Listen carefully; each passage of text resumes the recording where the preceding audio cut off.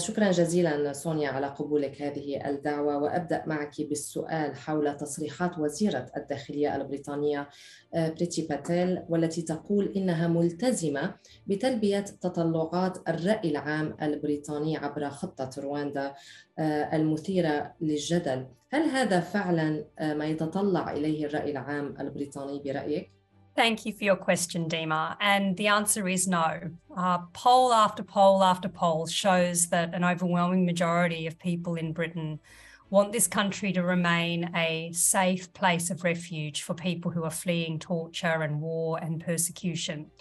There is a very small minority that wants to see a much more hostile environment in this place, in this country for refugees.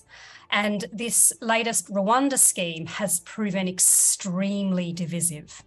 And it seems that this is exactly what the government wants, that the reason that they are expending so much political capital on this outlandish scheme is because they are trying to whip up a culture war over the issue in order to distract the British people from this government's egregious failings over the cost of living crisis and the handling of the pandemic, and to protect the Prime Minister, who is the subject of increased speculation about his fitness to govern this country. نعم.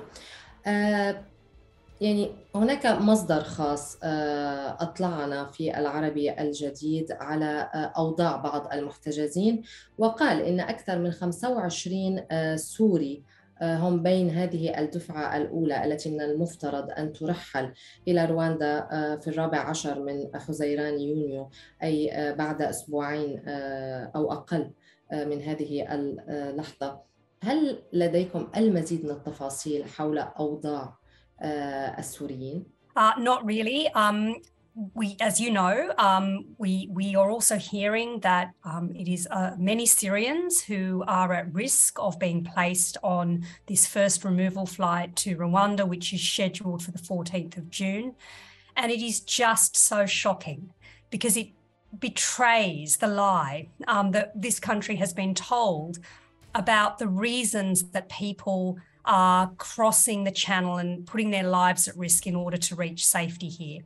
Throughout the passage of the draconian anti-refugee legislation which this government pushed through recently, the country was told that people who are putting their lives at risk on those dinghies in the channel are really economic migrants. In other words, they are not refugees. But the latest government figures demonstrate that the majority of those on those boats come from countries like Afghanistan, Iran, and Syria. And we all know across the world what these people are fleeing. So the fact that these are Syrians who are at risk demonstrates what we have been saying all along, that the people who this government is seeking to remove via this cruel cash for humans deal with Rwanda are people who are almost certainly seeking protection from torture, persecution, extrajudicial killings, and other threats. So, you know, I'm sure that our listeners will be horrified but not surprised that Syrians are among those being targeted by this government. نعم، للأسف الشديد يعني. وأيضا وزارة الداخلية قالت لنا إنها أتاحت لطالبي اللجوء طبعا الاستشارة القانونية في أوضاعهم، وبالتالي باستطاعتهم أن يعني يقدموا شكاوى ضد ترحيلهم، ضد هذا القرار. هل بالفعل لديهم الوقت الكافي لتقديم هذه الشكاوى للحصول على المساعدة القانونية؟ There are enormous question marks over the procedural fairness of this scheme. At the moment, those who are being told that they're going to be placed on this flight are in detention, and the government's placing a lot of reliance on the duty scheme of access to legal representation for those who are in prison. And there are a lot of risks. Organisations like Freedom from Torture are really worried that people may fall through the cracks, and that's why so many of us in civil society are thinking about how we can help to bring a systemic legal challenge to the scheme to catch those who might fall through the net of the legal advice regime that operates for those in detention. And the timeframes are punishing. People have, 7 days if they're in detention to launch a challenge. And that is a very, very short amount of time. So we're thinking very, very hard at the moment about how we can get a case before the court to look at all of these procedural fairness issues alongside, the many other legal problems that we think that this scheme represents. نعم، يعني تعقيبا على إجابتك أيضا بريتي باتيل وزيرة الداخلية قالت إن هذه الخطة ستواجه كل كل العراقيل أو كل المواجهات التي ستخوضها مؤسسات المجتمع المدني. يعني لديهم إدراك حقيقة بأن هذه الخطة مثيرة للجدل وستثير الكثير من التساؤلات. تقول إنها ماضية قدما على الرغم من كل هذه المحاولات. كيف ستستطيعون كمؤسسة ومؤسسات المجتمع المدني الأخرى من مواجهة هذه الخطة إن كان قانونيا أو أخلاقيا أيضا؟ To start, I would really reinforce that this plan is deeply immoral. Britain is proposing to exchange human beings for cash with Rwanda, which is itself a refugee-producing state and a known torturing state. So the immorality of this scheme is beyond question as far as we at Freedom from Torture are concerned. But there are also enormous legal question marks over this scheme, and it has not yet been tested in the courts. So for the government to be announcing that flights are going to be taking off from the 14th of June, which is less than 2 weeks away, seems fanciful to us because of the scrutiny that the courts still need to bring to bear on this scheme. And as for the Home Secretary's comments, I think it really demonstrates the lack of respect for the rule of law, which is increasingly setting in Britain under the leadership of this Prime Minister and his cabinet. We're seeing this across many policy agendas at the moment. The government proving that it sees itself above the law, as we've seen through the Partygate scandal and so many other scandals.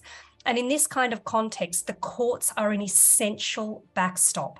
But there is also an obligation on the people of this country who believe in the rule of law and do not want to see this hallmark of British democracy going down the toilet, to be finding ways to register dissent and to be holding this government accountable for the laws. And that places an enormous obligation on charities like Freedom from Torture to be taking cases through the court to hold our ministers responsible. So that's the kind of the context here. And we expect that there is going to be a lot of legal activity over the coming months. And the Home Secretary is very aware of that and playing to the crowd by suggesting, that even if the courts tell her to stop, she won't be perturbed. It's frankly a shocking thing for a minister in a democracy to be saying. Mm-hmm. نعم، سؤال أخير سونيا. ألغت وزارة الداخلية أيضا رحلة جوية كان من المفترض أن تنقل طالبي لجوء أكراد. رفضت طلباتهم إلى كردستان العراق، إلى أربيل الثلاثاء الماضي. ما تفسيرك لهذه الخطوة؟ لماذا ألغيت هذه الرحلة وهذه الخطة؟ ومن يقرر في هذه الأمور؟ So I'm not an expert on the deportation flights, but often the government is attempting to get flights off the ground with very, very small numbers of people. And as the date gets closer, more and more legal challenges are successfully made to a point where the flights just become non-viable. Another kind of interesting dimension of this is the public pressure that is being brought to bear on airlines that are participating in these flights. And in the context of the Rwanda scheme, Freedom from Torture is one of the organisations that is trying to get to the bottom of who the commercial carriers are that are going to be complicit in this scheme, and mobilising public pressure against these companies to encourage them to understand that no matter how much money this government is paying them in order to secure their involvement in the scheme, it's not worth their reputation, that they will be hit in the back pocket by the reputational damage that will come from participating in such an inhumane scheme that we believe is also unlawful and that trammels over the human rights of people who are, at the end of the day, coming here seeking safety from persecution and torture. So you can see whether it's the deportation flights, such as the one that was cancelled this week, or this new scheme that is seeking to remove people who haven't even been through a proper asylum process here. The government faces an uphill battle in getting these approaches over the line. سونيا شكرا جزيلا لك وشكرا لجهودكم طبعا. Thank you.